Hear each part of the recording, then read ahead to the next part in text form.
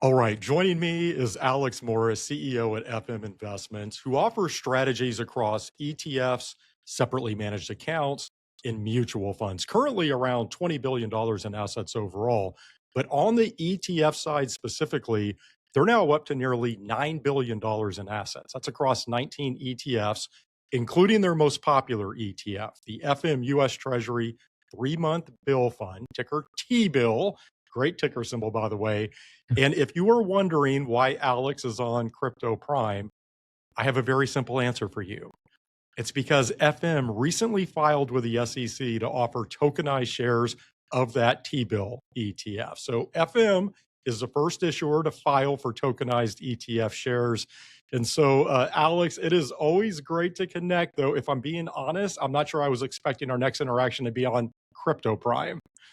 I think when we first met at the radio station talking about T-bill and these single treasury things, you well would have identified I was the last person to talk to you about crypto. Yet here we are, and it's an exciting time. T-bill does a lot of great things in the treasury market. It's a money market alternative, is a cash proxy to folks who want really precise access to the bills curve.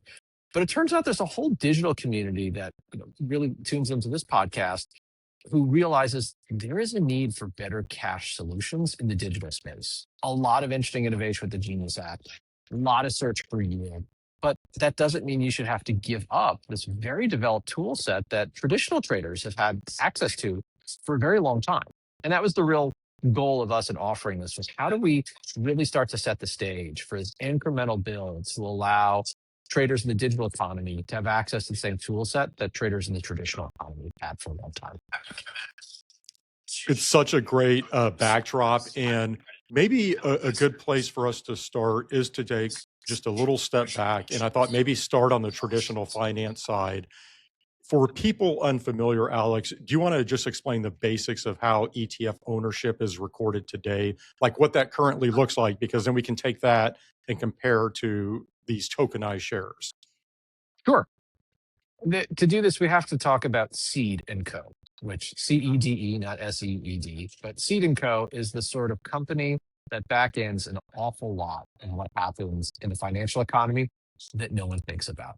It stands for Certificate Depository Company. It's ultimately an arm of the DTC, with Depository Trust Company, who is the keeper of almost all meaningful equity ownership.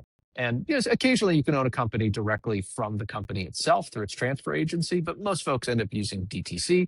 DTC then obfuscates a handful of ownership mechanisms. Sometimes we call that in street name, which is what Seed & Co. becomes. But ultimately, when you buy or sell something through a brokerage company, there's a handful, between 1 and a dozen or more steps, of different trust companies, brokerage companies, aggregation entities that go to record that ownership, ultimately with DTC. Because every company needs to have a direct record of who owns every share of the company. When they have to send out an annual notice or do a proxy, they have to know who owns it, when did they own it, and do they own it in time for whatever this event is. All of that comes into this sort of single database held either by the company or DTC, then obfuscated out to these other entities. What you start to see in crypto, and we hear about blockchain, is how do we eliminate all of those other steps where there's a much more direct and open recording of what all of that ownership is, and that ownership is understood and disseminated over a wider audience than just this one ledger sitting at DTC. And yes, they do call it a ledger. If you want to think about the term pigeonholes, those actually are still used there. There are certain pigeonholes in certain boxes for dividends, for dividend processing. DTC still has a vault in New York City. If you ask why were all of these companies and banks together, all of them by rule had to be within like 300 steps of the DTC vault so you could move these certificates around. I mean, this really gets to the heart of how finance started and Wall Street really started. But as we moved on, it's become so in the background, it's just noise in the settlement system. And the move towards T+0 makes it really hard to involve 5 or 6 different parties if you want to do something instantly. And I think we're seeing some of that original stuff, which worked really, really well and became a well-oiled machine. Minus, those half days in the 70s we had to take and shut the exchange down so we could catch up on all the paperwork as we move into the more modern digital way of doing things. Okay, so with your filing for tokenized shares, what exactly would change in terms of what you just described there and how things are done today? Sure. So when you own, say, a 40 Act fund, you have a transfer agent called the TA who ultimately helps determine where those shares go. And then in the ETF world, we can trade those amongst each other. Our filing, which has been called by some one of the most boring filings in crypto, leave it to us to do that, is really asking for a plumbing change, a recognition that when coins are minted or burned, they happen on a chain, sometimes on a handful of chains together. But ultimately, we want that to be able to come into that TA and be recognized as a separate share class. So we're saying, here's what the ETF can do. We want to copy paste those capabilities to this ETF tokenized share class that can then go out to to our sort of token on a handful of ATSs and other whitelisted chains. The idea being we want you to be able to have as close an ownership to that ETF as possible, actually convert into the ETF when you want to, but recognize that the traditional series of exchanges and brokerage accounts just don't let you do that outside of the major boards. This will give you the opportunity to trade that token, and not unlimited, but a pretty wide array of places that then ultimately perfect your ownership in the ETF itself. And talk more about the blockchain being used because in the filing, it says ownership of tokenized shares will be recorded on a permissioned blockchain ledger. Why permissioned versus permissionless? Sure. So if you think about ETFs, you buy them through a brokerage company, there's AML, there's KYC, there's a handful of things that happen to make sure that ownership is understood and you are allowed to own that security. Many traditional crypto items, crypto 1.0, before any of this, before whitelisted concept came out, was any two people could settle anything and have any trade.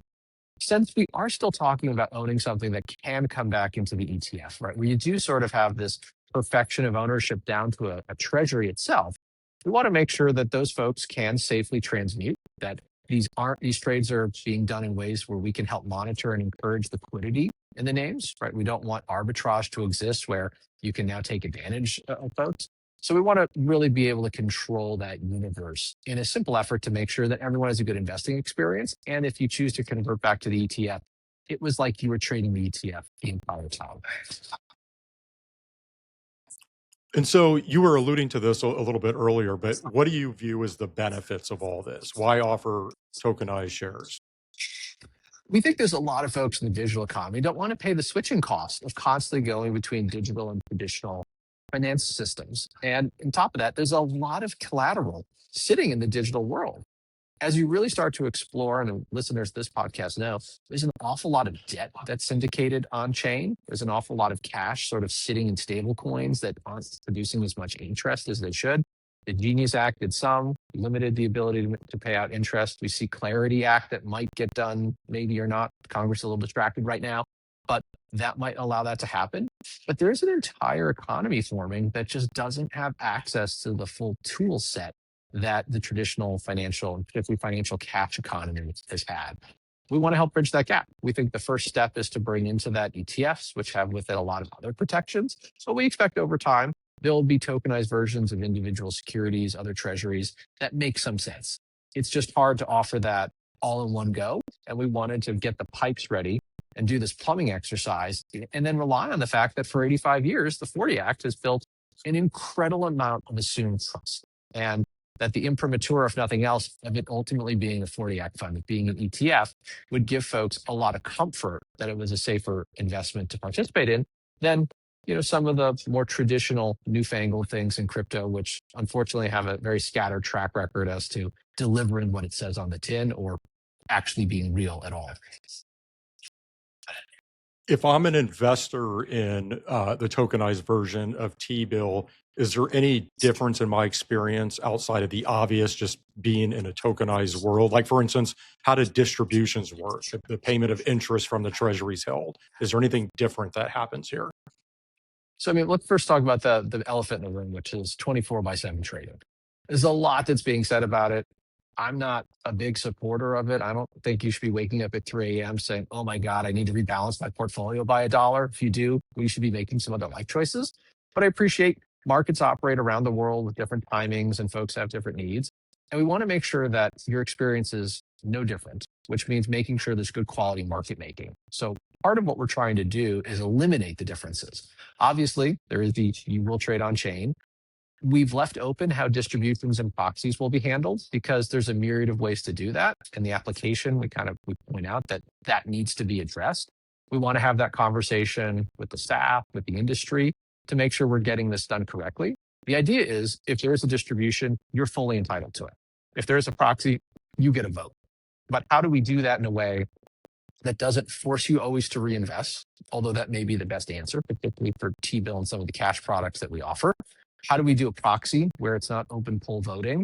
What do you do if someone doesn't vote? There's these really interesting little issues that will be worked out. Part of our belief is that others will come and join us on this, and they're going to bring great ideas with it. And we want to find one solution that works for everyone, not a solution that works for us, and hope that we get that path. We really do need this to be a collaborative effort.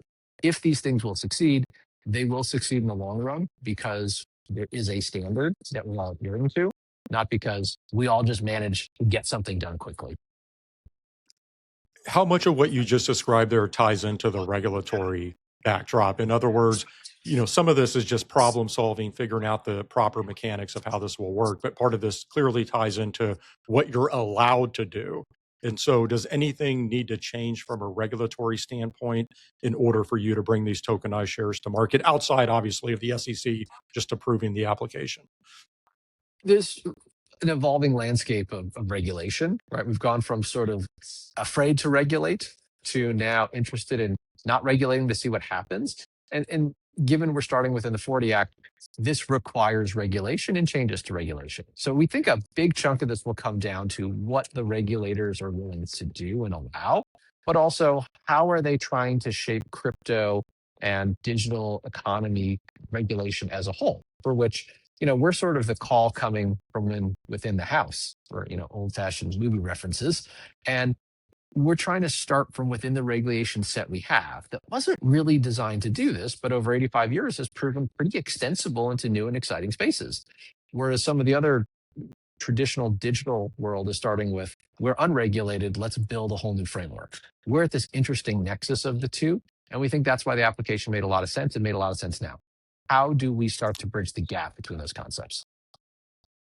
Did you personally have any background in crypto or blockchain, or how did this all come together? What made you decide to pursue this to begin with? I mean, other than the odd crypto trade once in a while, I was out of it. I mean, I still wear an analog watch, and if this phone could fold in half and not have a color screen, I'd probably be a bit happier. At least my wife would point that out. Inside the digital world, really was a need for us to do two things. One, we had a lot of folks asking us, why are we not participating? Why are we not offering a version of this? This is the tool set we want. And after 5 or 6 dozens of those asks, you start to think, hey, maybe there's a there. The other side is when we heard folks talking about creating digital representation of certain companies or certain funds, not from the manager or the company themselves, we got worried and realized there needs to be, the best defense is a strong offense. We don't want others out there pretending to be T-bill or U2 or U10 or R-bill. We don't want others out there pretending to be versions of this when we need to do that. And we recognize that part of that package is, one, being willing to do it. 2, being willing to build the technology to support it and put your money where your mouth is. But 3, working within the regulatory frameworks we have and extending those with the help and support of the SEC, CFTC, and others who will be involved to make sure that when we do that, it's a fair playing field, because this only works if we build a fair playing field. And that's a longer process, but there's a little bit of fear of it and a little bit of recognition that everyone else said, we'd like you to show up. We'd like to have it. If you could please just kindly turn up so we can buy it. And somewhere between the two, and the work we do with Aisha Hunt, who is one of the chief drafters of the application, we realized there was just a convergence happening. And the thing that linked it all together was T-bill. And so we decided to bring T-bill into the mix. And just to be clear, when you say others out there replicating or copying T-bill or U10, what do you mean by that? Well, given there is no central regulatory authority for tokens, you and I right now could decide to create a token for any company and start issuing it. We don't actually have to own any of that company. And certainly there are derivatives and hypothecated securities, but there's no governing body, no mechanism to make sure that what you say you own is actually what you own. And we became worried. We know other issuers are worried that anyone could just start creating tokens of any listed ETP. And that would ultimately drive more confusion in the market as everyone starts to figure out which is the real McCoy of this and which is not. Our answer was, let's be first to market to make sure we can own that space and that we can establish it and create the rules so everyone can do the same. We don't want this to be a rush to the Google claim this business and find out, well, the wrong person hit the claim button. So, bigger picture, where does this all go from here? We've seen filings recently from major exchanges to offer tokenized shares. I'm sure you've seen NASDAQ. I know NYSE is developing a platform for trading in on-chain settlement of tokenized securities. We've seen the Depository Trust Corporation. They have initiatives around this. Just talk more about how you see tokenized shares evolving moving forward, because clearly your filing looks like a first step here, but where does this all go from here? We are certainly one of many first steps that will be taken. A lot of baby steps going on in the industry as we merge these two very powerful forces. DTC and NASDAQ have worked together a system to improve elements of that seed and co strategy that we talked about earlier. NYSE has a more open system, which I think our application fits very well with. And I think we'll see more and more exchanges who are going to get in on the game because they recognize there's a threat to their business model. The ability to do atomic settlement, which folks here know exactly what that is, as we explained to others, the sort of cash and carry model, the instant settlement of securities, is kind of novel. And there is a role that the exchanges play, the market makers play. All of these other intermediaries who become part of that ecosystem do provide some valuable service. How do we bring the efficacy and the safety of those into this digital world where all of a sudden things could be done in an instant and you may not even know they were done? And that's the sort of trick. We think part of where it goes is we don't know, but it's probably going to be incredible, as the Arthur C. Clarke quote goes. And I think there's a lot of opportunity for it to be misused, which we've already seen. So as we go through this, I think there's going to be a lot more regulation, which I think scares a lot of folks in the early crypto and digital space. But the good news is good regulation written for this will actually help it grow, gain legitimacy, gain access to your brokerage account, allow brokerage accounts to participate in digital wallets. Really good quality regulation is going to unlock far more potential than constantly trying to avoid being regulated or dodging the regulators every time they show up at the event. Well, I've got to tell you, I love the quote that you had in the press release around tokenizing T-bill, and I want to read this for everybody. You said tokenization is coming to securities markets, whether we file this application or not. You said the question is whether it happens inside the regulatory framework investors have relied on for 85 years or without that set of protections for investors. And then you said we'd rather build an on-ramp that marries technological innovation and investor protection than watch from the sidelines. So I think that perfectly encapsulates everything that you just said there. And that's clearly the path you're heading down. Let me ask you this. Do you envision a future where ultimately all ETFs are tokenized and maybe only tokenized ETF shares are offered? How does the future look to you here? There will be a future where every publicly traded security, ETF, individual equity, and maybe even listed bonds and other things that are pretty prevalent in other jurisdictions will be tokenized, and you will have your choice of wrapper of how you want to consume that. There will also be completely digital versions of traditional securities, and I wouldn't be surprised in 10 years if we have rules written where a RIC itself could be completely in a digital format without any publicly traded or traditional TA version of that. Some ways off, but I could see that happening. It's a bit like decimalization. It's this super powerful force that isn't going to be stopped. It's going to have unforeseen, consequences, mostly for the good. I guess some folks who were crossing trades at an eighth or a quarter, that was bad for them. But practically, what it did was drive more investors to the market, gave more choice and more protection. And ultimately, in a world where we're constantly doing financial education, you and I spend most of our days just making sure people stay invested and keep invested and understand what they're investing in, providing all of those investors access to those tools, access to more tools in a way they can understand, in a way where they can interact with, in a way that's positive for them, is only going to end up in a better spot for all of us. It doesn't mean it's going to be a straight line. There are going to be some bumps in the road. It doesn't mean we'll come free of regulation. There will be plenty of it. And it won't be easy all the time. There'll be confusing and fighting standards. It took a while for VHS to beat out Betamax, but eventually we got to a place where things were pretty good. And that's the awesome, forward-looking future of this. And where else in finance do you get to have these conversations? And just about every conversation you have doubles your base of knowledge. Like the learning curve here for folks is so steep that it's scary, but that's exciting to us. And I think that's usually a good sign of really good things to come. Well, Alex, I am fascinated to watch this moving forward. Again, as we mentioned at the top, things have progressed so much further from when we first met several years back in that radio studio. Now we're talking about tokenized shares of T-bill. It's just so interesting, but so great to connect. You'll be out in Vegas next week, or what is that, 2 weeks for the exchange conference, correct? We'll be at an ETF exchange. I hear there's a basketball tournament coming up from some of the folks at Vetify that I've been entered into, so I'll have a chance to embarrass myself in front of friends and colleagues. But looking forward to see folks out there. If you are exchange, stop by the booth. If you're only going to join virtually, always feel free to reach out. A lot of great stuff happening in the industry. Let's not forget tokenized share classes are germane of crypto, but dual share classes are a thing now. Like there's a lot happening in the 40 Act. That some days feels like we're in our DeLorean going backwards in time 30 years, but that sort of step backwards is allowing us to take some quantum leaps forward. Well, I love it. I look forward to seeing you out there. I'll stay out of the basketball game so I don't blow out a knee or pop an Achilles, but I'll be there to cheer everybody on. Thank you for joining me. Thank you. That was Alex Morris, CEO at FM Investments. Hope you enjoyed this episode of Crypto Prime. As always, you can stay up to date on all of my latest guests by visiting CryptoPrimePodcast.com. Thank you for joining me.